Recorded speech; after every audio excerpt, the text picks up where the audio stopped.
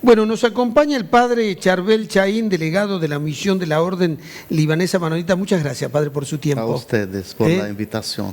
Bueno, yo decía al principio del programa, bueno, ustedes son del Líbano, Sí. descendientes de los fenicios, ¿eh? Exactamente, muy bien. Que los Entonces, fenicios... hay gente culta en Tucumán. No, Qué bueno. pero es muy interesante contarle a la gente porque de pronto Sí. nosotros creemos que el mundo se comenzó a andar con los romanos. Claro. Los griegos pensaron el mundo, los romanos lo difundieron, pero antes tuvieron los fenicios Claro. que dominaron el Mediterráneo, que tenían una gran cultura, tenían un caracol con el cual hacían una tintura que era única, porque era la única que se podía sostener en la... Ya dijo todo usted.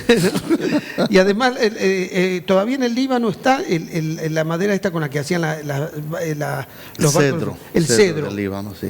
La madera del cedro. Dicen que no son tan grandes como los que había en aquella época. Bueno, Hay unos cedros, sí, milenarios, tienen miles de años, sí. Que eso les sirvió. Cuéntele a la gente de dónde nace esta orden maronita. ¿Empezamos con la orden o primero con el país? Bueno, la geografía, primero, ¿dónde se ubica Líbano? Sí. Como dijo usted, Líbano o el monte del Líbano, así lo nombraban antes, el monte del Líbano o el país de los fenicios. Los fenicios, el nombre de fenicios viene de un nombre de un ave, fénix. Por eso vivía águilas en este monte, que es una zona montañosa, Líbano. Todo el Medio Oriente tiene desiertos casi, la mayoría. Líbano viene frente al Mediterráneo. Tiene su playa y su territorio, podemos decir la mitad del territorio tucumano. Tucumán, 22.000 kilómetros cuadrados. Ustedes ¿no? tienen 10.000. Nosotros 10.452. Es el territorio del Líbano como país y república. El nombre del Líbano existe desde 6.000 años. 6.000 años antes de Cristo. Sí. Pero vamos a la Biblia, a la Santa Biblia, que es un libro antiguo y cuenta la historia de las naciones del Antiguo Testamento. Líbano, el nombre del Líbano y de los cedros existe en la Santa Biblia, especialmente en los Salmos y en el libro del profeta Isaías, más que 70 veces. Habla Líbano, cedros del Líbano, como dijo usted, la madera del cedro. Y además el rey Salomón en aquella época negociaba con los fenicios de este país y compraba la madera del cedro para construir ¿qué? El templo, el famoso templo de Salomón en Jerusalén. Entonces, este país chiquito empezó como república en 1943. Hace 79 años. Sí. Pero como Estado con su independencia, en el año 1920 empezó como Estado en la época del patriarca maronita Elías Huwaye, que era muy amigo con la Santa Sede, y como maronitas somos católicos apostólicos romanos, ¿no? Pero tenemos nuestro rito, el rito maronita. Sí. Y los maronitas no solamente una iglesia o comunidad, sino una nación. Una nación, estamos en todo el mundo. Entonces... Que nacen de, a ver, el creador es San Marón. Marón era un ermitaño. Un ermitaño. Ermitaño Era vivía... ermitaño, se había él separado, ir a vivir de esa manera porque también había unas grandes matanzas y había persecución en ese momento. Sí, pero en la época de San Marón no había persecuciones como después del año 600 o 700, después de las grietas entre los cristianos. Fue una decisión entonces de él ser ermitaño y estudiar la palabra de Dios. Porque era una escuela. Bien. Escuela entre paréntesis, espiritualidad, enseñanza, ¿no? Sí. O doctrina espiritual viene de los 12 apóstoles, porque Antioquía fue la primera sede de San Pedro antes del Vaticano. Claro. Y San Pedro, la cabeza de los apóstoles, ¿no? Vivió en Antioquía 7 años y luego fue a Roma y lo mataron como martirio, ¿no? Murió en Roma, en el Vaticano. Los primeros cristianos en realidad se dieron en Oriente, porque ustedes estaban cerca de Jerusalén. Jerusalén, hay como un cuadro cronológico. Jerusalén, Jesús, apóstoles, y luego empezó la predicación después de Jerusalén, Antioquía. Y en Antioquía tomaron su nombre cristianos. Se llamaban seguidores del Nazareno. Empezó el cristianismo en Antioquía, la ciudad de las iglesias, ¿no? Jerusalén, la madre de las iglesias. Después de Antioquía, Roma, Alejandría, Constantinopla. Es la estructura de la Santa Iglesia, todo el mundo. Luego las grietas, la división en el año 1054, lamentablemente por los conflictos políticos, sabe usted, cuando se pelean las naciones y los países. Entonces la iglesia sigue trabajando por la unión, como pide el Señor. Ahora, qué interesante, porque ahí en el Líbano conviven musulmanes, árabes, cristianos, en un equilibrio difícil. Claro, ¿no? pero antes del 1974 casi, Líbano no tenía ningún problema. Claro. Como Argentina. ¿Cuántas religiones hay en Argentina? La primera es la católica, apostólica romana. Pero hay muchos descendientes, comunidades de la migración, ¿no? Y viven, no hay problemas religiosos. Claro.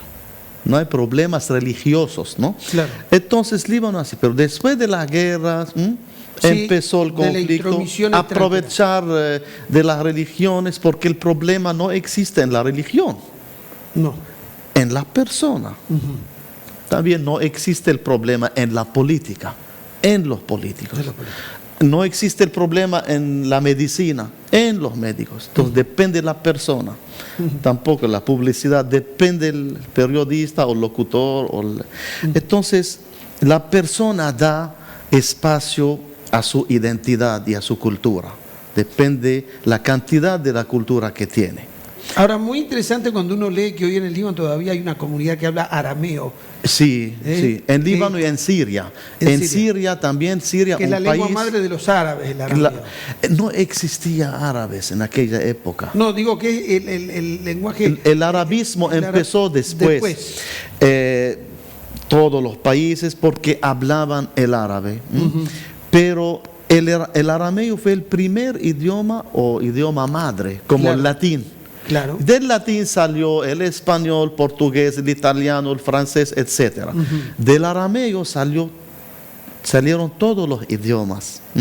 Por eso en la película de Mel Gibson, The Passion of the Christ, La Pasión de Cristo, 12 años aprendiendo el arameo, él y su equipo. Cuando hizo la película, aprendió en Siria y en Líbano. En la Tierra Santa también hablan arameo, los cristianos antiguos. Las iglesias históricas hablan este idioma que hablaba Jesucristo. Nosotros en nuestro rito maronita cantamos la consagración del pan y del vino en arameo. Todo traducido en español, ¿no? Por supuesto. Con fonética y con...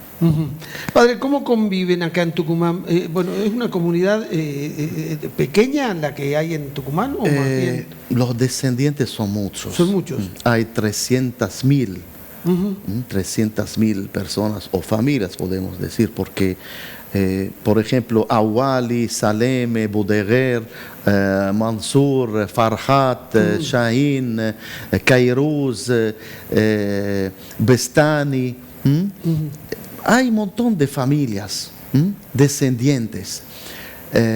Nosotros confundimos porque hay asociaciones que hablan de sirio-libanés. Sí, sirio-libanés es algo importante e interesante porque en el mismo barco llegaron a Argentina. Claro. Los sirios y los libaneses. Y se casaron entre ellos. Hicieron esta famosa asociación sirio-libanesa. Porque no había repúblicas en aquella época. Llegaron en el primer barco, según un archivo, parece que hay otras referencias, pero según el archivo que tengo, 1870 llegó el primer barco libaneses y sirios, ¿no? Y se casaron, hicieron su vida en Argentina porque encontraron en Argentina el ambiente familiar y paz. El ser humano que busca paz para que pueda crecer y trabajar y hacer su vida. Venimos de una zona que tiene persecución, perseguida. Y sabe usted, el cristianismo siempre ha sido perseguido por la predicación, evangelización, y sigue creciendo. La iglesia está en todo el mundo. Es el secreto. De la persecución crecemos. Bien. Es el secreto de Jesús. Acá nos trajo, y acá tenemos imagen de son los santos famosos del Líbano: San Charbel, sí. Santa Rebeca, monja de nuestra congregación. San Namtala, hoy su día. Como hoy lo canonizaron en Roma, el Papa Juan Pablo II. Fray Esteban, canonizado también en Roma por el Papa Benedicto XVI. Papa Juan Pablo II, y San Charbel lo canonizó en Roma, la Santa Sede, el Papa Pablo VI, 1977. Ahí estaba viendo que el cuerpo de él se mantiene como intacto, ¿no? Incorrupto. Intacto. No hay que tocarlo porque es algo sagrado, para que esté Fue el primer santo, entonces. Santos y un beato. Hay un beato, que todavía no es santo. Siempre la congregación de la causa de los santos en Roma, ella decide el día del Papa y hacen los trámites y los papeles para canonizar a un santo o beatificarlo. Bien, padre, como Fray Mamerto, Madre Catalina. Claro. Sí. Ustedes tienen obispos, presbíteros y diáconos. Sí, nosotros tenemos la misma jerarquía de la Santa Sede. Bien. Y todo, no digo bajo la autoridad, sino bajo los ojos de la Santa Sede, porque nosotros no pertenecemos, sino unidos. Con el Papa. Nuestro patriarca, el primer obispo nuestro, es cardenal en el cónclave romano. Bien. Se llama patriarca Pedro Ray, Bechara Ray. Luego viene la conferencia episcopal, obispos, viene las congregaciones, los monjes, las monjas, viene el clero maronita, las parroquias, monasterios, conventos, instituciones, universidades, colegios, escuelas, parroquias, etcétera, y el pueblo. Entonces, la jerarquía, la misma organización de la Santa Iglesia. Y cualquier dificultad o algo pasa, siempre nos conectamos con el nuncio apostólico que se presenta al Papa en el país. Claro. Claro, porque ustedes aceptan la autoridad del Papa, o sea, y dígame... No hacemos nada sin la autorización, la enseñanza de la Santa Sede. El rito de ustedes no se difiere mucho de lo... No hay mucha diferencia, porque si uno... Mira, la Iglesia Católica en general tiene 24 ritos, incluido el rito latino, que es más grande, luego rito ambrosiano, también latín. Y vienen después los ritos de las iglesias en todo el mundo. Nosotros uno de estos ritos, se llama rito maronita, de San Marón. ¿Y ustedes la diferencia con los católicos romanos? Solamente en rito. El rito. Pero no hay mucha diferencia. Pero, ¿y el reconocimiento de la humanidad de Cristo? Cuando digo el patriarca es cardenal en Roma, ¿qué significa? En el cónclave romano. Claro. Católicos, apostólicos romanos, es la doctrina. Claro. Y la Iglesia Ortodoxa tampoco son principales también. La Iglesia Ortodoxa es una iglesia principal de los primeros siglos, ¿no? Y era una iglesia, todos éramos una iglesia. Claro. No había ortodoxo, católico, una iglesia. En el año 1054, la gran división. Desde Constantinopla hubo la división o la grieta. Sí. Pero la misma doctrina, la misma fe. ¿Y acá en Jesús, en la Virgen, en los santos, en los sacramentos, ¿no? ¿Qué hay más? ¿Y ustedes cómo conviven los distintos credos en Tucumán? ¿Tienen diálogo? Acá el arzobispado tucumano, el mismo arzobispo Carlos Sánchez, es un hombre ecuménico. Y sabe bien la riqueza de la iglesia en los ritos. Nosotros acá somos la única iglesia católica de rito oriental. Había una, no sé si todavía, melquita, otro rito también. Hablamos de los ritos orientales, pero también hay iglesia ortodoxa, tiene su rito y su organización ortodoxa, ¿no? En Maipú. Bien. Padre Juan Alorralde.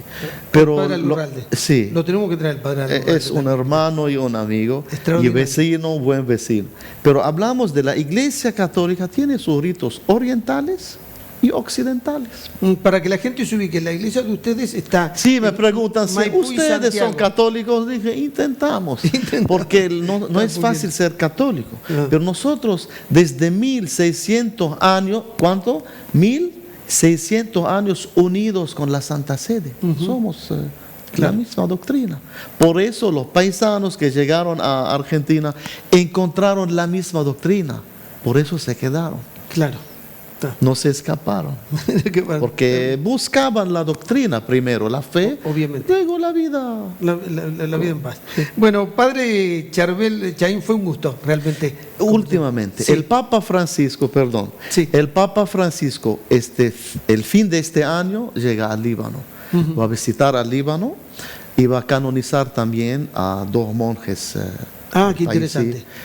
Franciscanos. Bien. Entonces también es un motivo para que sepa la gente que un país católico y también tiene todas las otras religiones, como Argentina tiene todas las religiones, las naciones, ¿no? Por supuesto. No tenemos tamaño de Argentina, pero...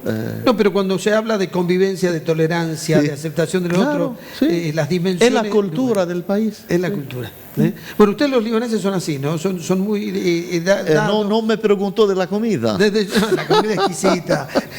Además... pero no igual a la que hacen en Líbano, pero...